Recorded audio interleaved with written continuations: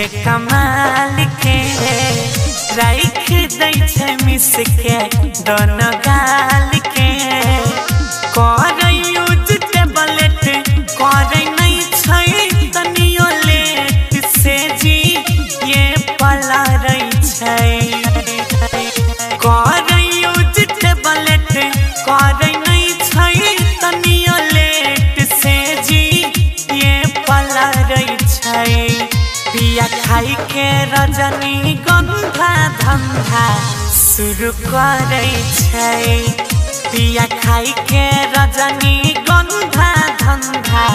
शुरू करे छै बड़ी मजा दे छै पिया खाई के रजनी गंधा धंधा शुरू करे छै। Ganpati recording studio Bhawanipur. जहिने चाहलिए वहीने मिल गेल मरद तहिने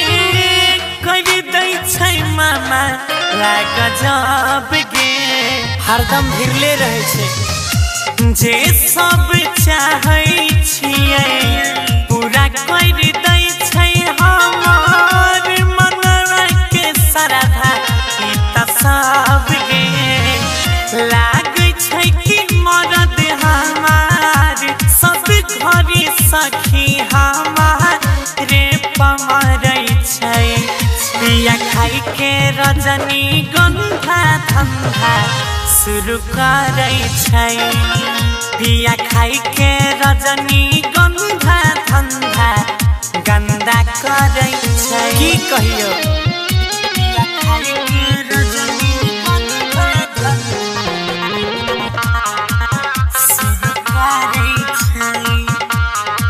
गणपति रिकॉर्डिंग स्टूडियो भवानीपुर। आधी रात गौरव पिया बुतबै छै दिया सखी शुरू कर दै छै वह खेल गे 143 वाला मीठा मीठा दर्द करे जब हमारा पाजा धरे हुए नहीं दै छै कोई झमेल गे